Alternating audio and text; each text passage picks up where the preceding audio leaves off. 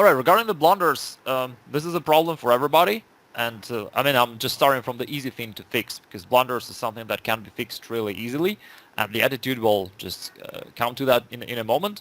Regarding like fixing blunders, it's a common problem for everybody, and it usually happens like not even because your tactical vision is bad, because I guess that in the majority of the cases, it's not that you're missing some really complex combinations or like very deep calculations. It's probably something more easy that you would normally find easily if that would be a tactical puzzle. Is that correct? Yeah, right. Exactly. Yeah, in that case, it's just because we all, as human beings, we all naturally focus on our own plans and intentions, and we don't think as much about our opponent, and that is why it's easy to miss opponent's ideas. So the training that I often recommend, but usually people don't do it anyway, but you may start, is just to start um, solving tactical puzzles looking at the position from the other side. Like if you need to find a move for white, the winning move, you look at the position from black side. Okay. Uh,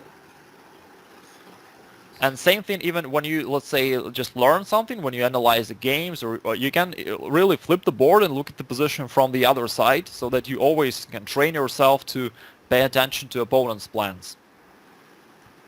okay. And like, how should I train that exactly? Like, let's say I'm going to start today this technique, and then if I look at a game, I just flip the board and then try to guess the move. Yes, for example, if you analyze a certain game, right, normally we analyze it from the winner side. If you want to learn from somebody, say you analyze the game of Carlsen, you want to learn something from his game. Normally you would look at the board from the side of Carlsen, right? Yeah. But this time you flip the board and you look at the same positions from the side of his opponents. Okay. Or another easy way is just to solve tactical puzzles. Like you take let's say 10 tactical puzzles and you solve them one by one, but every time you look at the position again from the other side. Okay. And another little thing, again, I'm not sure, but let me ask you, like when your opponent is thinking during a chess game, what do you do usually? Uh, okay. Sometimes I think about. I calculate variations, and sometimes I just don't. Like, I just roam around and just like just walk around. Um, well, yeah, sometimes it's okay to relax, but calculating variations is usually not very productive because anyway, his move may change the situation, and your calculations may be for nothing, right? If he just plays not the move that you expected. Yeah. Right. So the two things that you can do while your opponent is thinking during a chess game is first of all think about the generalities of the position, about your plan, your opponent's plan, what are the best squares for your pieces, which pieces you would ideally would love to exchange, which pieces you would like to keep, those kind of generalities, because they will not change after your opponent's move, and so this thinking will not be for nothing. Yeah. Yeah. Right. So that's one thing. And the second thing is, again, you can ask yourself, like, what is your opponent's plan? What is he going to do? What are the potential threats that he can create? What are the aggressive moves forward that he can, take in the following moves? And so you will spend this time while your opponent is thinking to notice his potential threats so that you are like more aware of what can he do. Yeah. Right. Right. All right, so I hope this thing will help with the blunder thing. And regarding the motivation and let me ask also a few more questions about that. Like, as far as I understood, you're somewhat losing like your confidence because for a long time you feel like your results are not going up despite of different things that you try, and you aren't sure if it's going to improve at all anytime in the future. And this is what makes you feel not so confident about that. Is that correct? Yeah. It's correct. I've tried to, like, sometimes I try this Zen kind of approach, like where I don't think anything and I just go play the game. And sometimes I go like trying to, like, smash my opponent or something like that. But okay, nothing works for a longer period of time. And like uh, it like, kind of it doesn't work actually. Well, actually, yeah, both approaches are like some of the most common approaches, and I gotta say that they both work. Like Kasparov, he always had this approach of like smashing his opponent, and there are also some other guys that I know who take this Zen approach, like you say, with no expectations, just playing the right moves, and or like Anand, I guess is probably a good example, just playing the right moves and don't really focusing too much on the outcome. So we Yeah. know that there are great players who followed both of these approaches, meaning that either of them may work, and probably the problem is not there. Um, it could be that just because your performance does not improve in chess, and that's why after a while you start being annoyed by that. Have you tried changing something in the way you train, the way you play?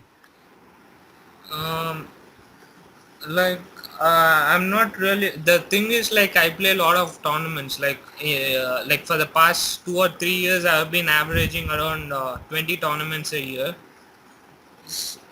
So in general, like, uh, yeah, most of the time I'm at the tournaments, and like for like till 1.5 year back, the results were decent, I think. And then like I attended like two camps where I thought my thinking system changed. Like before, I was playing, instinctively, and then after attending those camps, I started calculating a lot, which, okay, I thought created some confusion in my, thinking system or something like that. But I'm not really sure whether that's it. Yeah, I get it. I get it. But one good piece of advice, by the way, for you is just to, when it's your turn to play, and you just take the first glance at the board and think about your first intuitive guess. Like, which move would you play if it's just a bullet game and you have to play a move in 1-2 seconds? And just, remember this move.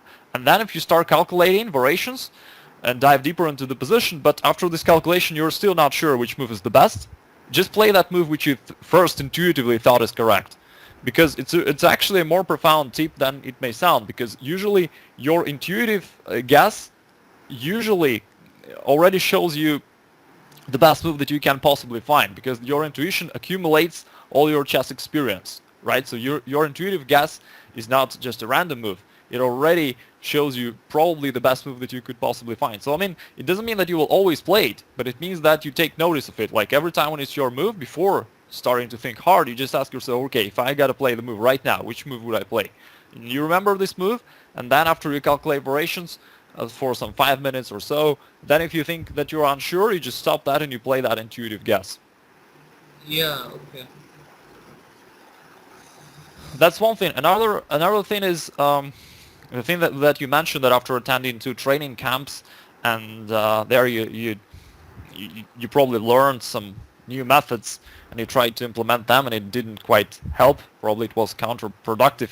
The problem that I feel for a lot of players, including you, is that it's not like a lack of knowledge, but it's is that you're adding too many pieces to this puzzle, right? So you had a certain system of thinking that you followed in the past, and then once you start adding those new systems, instead of making it better, it sometimes brings more confusion, because now you have, too many things to think about.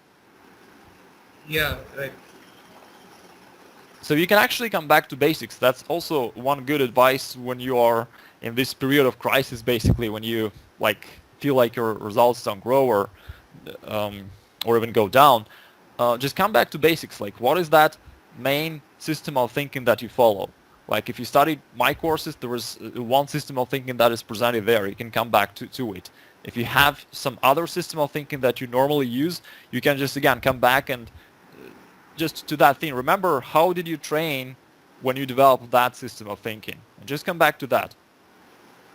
Yeah, okay. Yeah. And the one last thing is that, like, do you play training games against computer? Uh, Recently, not very much, actually. It's actually a good training overall. It's also a very good anti-blunder training, because the computer obviously will always find a lot of tactical shots, and it will never miss, right, any opportunity to attack you. Therefore, like it will be a great anti-blunder training as well. So the purpose is that you have these strong opponents to play against, and then obviously playing against computer is tough. Usually you will be losing, but then afterwards you can analyze again, go through it again with the computer. And what's good about this method is that while playing against computer and then after that analyzing with the computer comes you back to the objectivity basically, right? Because you attend Yeah. a training camp, there is certain coach there or some players, some grandmasters, they tell you some ideas, but you know they are not necessarily the best ideas out there, right? And they may Correct. confuse you, but computer is objective. It just shows you evaluation for every move in numbers.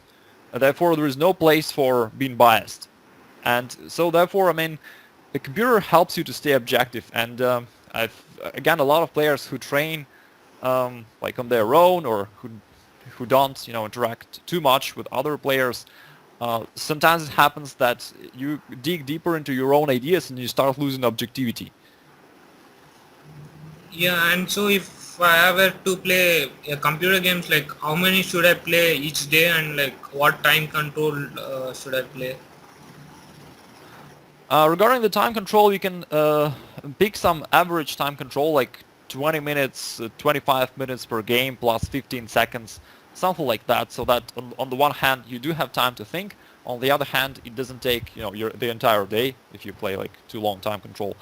In terms of how frequently you should do this, well, play at least a few games like that throughout the week. It's not that you have to do it like all the time. But the good thing about this is that again, it comes back to objectivity. It will bring you back to objectivity. Like if whatever like wrong ideas that you have, just to give you a, like for example, what is the last like book or course that you studied? Um, you mean your courses or like in general? No, no, in general, any. Like I was watching a masterclass series of Kramnik.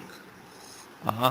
So like what happens sometimes is that after you study a lot of master classes of Kramnik, naturally you start adapting his style a little bit, right? More positional style. Like he's a great endgame player. He's a great technician, and you little bit start adapting that style of playing. Is that correct? Yeah, correct. Um, like if you would study games of Tal, for example, the aggressive player, again, that would affect your style differently. But when you play against computer, it brings you back to objectivity, right? So it's not that you Yeah, play positionally, not that you play aggressively, you just play the best moves objectively possible. yeah, right. So that's a good thing. Um, Another little piece of advice as well. It's an obvious thing, but most people like rarely do this or even never do this. Have you ever tried checking the statistics, your performance in different openings? Like what is the percentage that you have in different openings that you play? No, I've never checked that. It's a very useful thing. Do it one time. Sometimes it's really an eye opener. Just look. I mean, some. I think even chess base maybe can do it automatically if you just create this report about yourself. I'm not sure, but I'm sure it's not difficult to do that. You'll find the way to do it technically. Basically, see what's the score. Like for example, when you play, um, like I don't know, what do you play? Like what do you play against e4 as black? The Najdorf variation. All right, so when you play the aberration, just check like what's the percentage. Like for instance, if the percentage is 44, meaning that, or the percentage is 50, like you win half of the games, you lose half of the games, like roughly, right? And if you do this for every opening, you will easily see that there are some weak points. There are some openings where your results are like lower than average. And you will just easily see that these openings you simply should stop playing. They probably don't fit your style, even if they good openings objectively. Yeah, and also recently, like against like 2600 players, like I'm getting out prepared in the opening. Like, what should be done for that?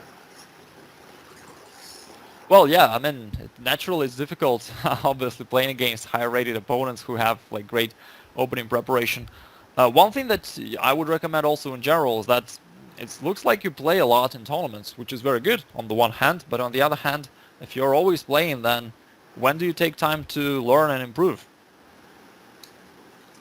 Yeah, like I usually do that during the tournaments as well. Like, okay, try to go through materials during the tournament as well. But yeah, at home, like I don't have much time to focus on chess. So there are some great players like Karchnoi, for instance, who always said that he always tries to learn something and have some ideas before coming to a new tournament. Because basically, if you just play, if you go from one tournament to another tournament, you probably will play the next tournament similarly to the one that you played before, right? Because during the tournament, yeah, maybe you do study some bit of chess, but you don't have much time. You have to prepare for the next game for your opponent, right? And you need to also relax and have rest. You don't really have time to study chess that much, right? Yeah, right. Therefore, take the time, take a little bit of a break so that you can maybe just do this analysis which I've told you about openings, detect the weak openings where your performance is lower than your usual one and stop playing them. Learn a couple new openings. You can also take this time, to analyze your games a little more because you probably, during the tournament, once you come back, from a game, you go through it with a computer quickly and you just notice the errors that you made. But anyway, this is superficial analysis, right? You don't really take the time to, go more deeply and to notice the patterns. Like if you take, for example, all the games that you win, another good idea. Just from the database of your own games, find all the games that you won. All right, and just go through Yeah, them one by one. It's also a very useful exercise because sometimes it just shows you the pattern, like what kind of positions do you play the best? Like, is it open positions, closed positions when you're attacking, or is it that you're winning in an end game? You will notice that pattern. yeah, sure. So basically, I think that maybe you need to play slightly less tournaments and train a little bit more. Yeah, like and also like what should be like my training plan? Let's say if I'm at home, like how many hours should I work and like what should I mainly focus on? Oh, well, basically, there is no like requirement. Like people who are like at the top, they are crazily obsessed with chess. They spend all of their time, either learning or playing, or also taking care of their physical preparation. Um, by the way, do you do anything like sport just to keep yourself in shape? Yeah, like I started doing as I was playing tournaments, like I couldn't focus on that. Now I started focusing on like physical preparation. Yeah, that's also good. Again, all the great players, they do this because it's hard to keep your stamina high uh, during tournaments and overall without some physical preparation. So that's one thing that you can do. Another thing, preparing for now, like what's your rating currently? Now it's 2483. Uh-huh, uh-huh. All right, all right. Yeah, so for you, a few things we already discussed. You can solve tactical drills looking at the position from another side. That's one thing that you can do. Another thing, you can play against computer. If you have time, you can do this daily. Play one trading game against computer and then analyze it afterwards. Go through the moves once again with the computer so that you can see what have you done right, what have you done wrong. Another thing, again, which we already discussed, you can analyze the statistics of your openings, see which ones are not working well for you, replace them by something new, and those new openings, you will have to spend time to learn them. Also, you say that your opponents out-prepare you in an opening, meaning that you probably need to spend, again, more time learning your openings. Yeah,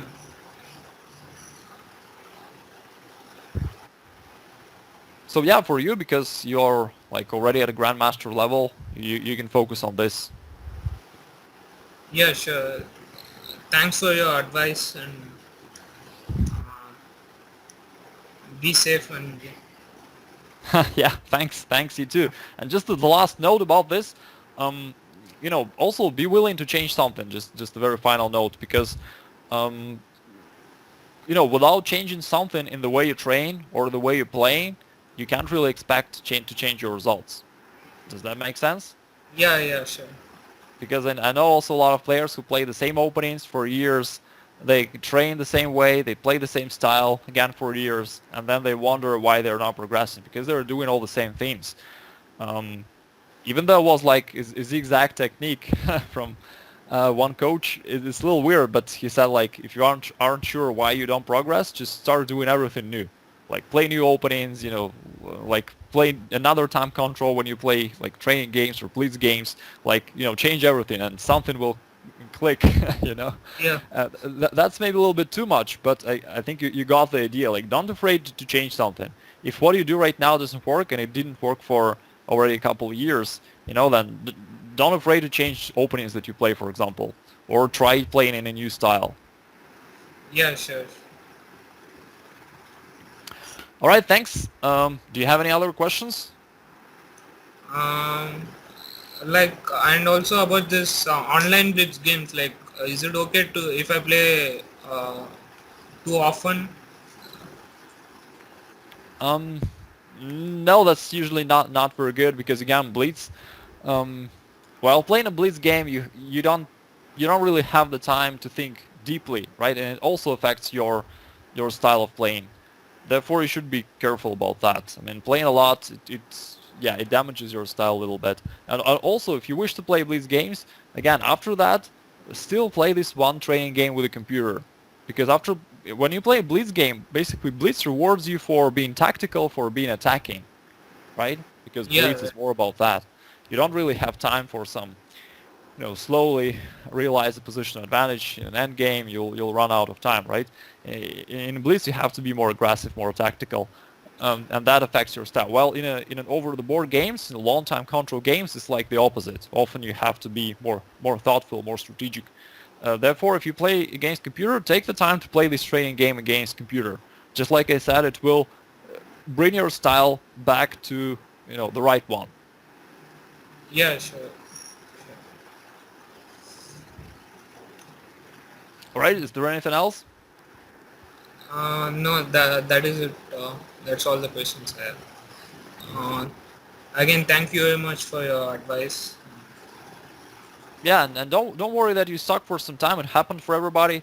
Happened for Anand, for example, right? There were periods in his career when he stuck and like his results went down and he couldn't do anything about that, or where his results stagnated for some time. But after some time, still he came back to his best. So there's no issue here. You definitely can improve the situation, but you need to change the situation in order to improve it. Yeah, sure. All right, all the best. Thank you. Bye. Bye, bye. Yeah.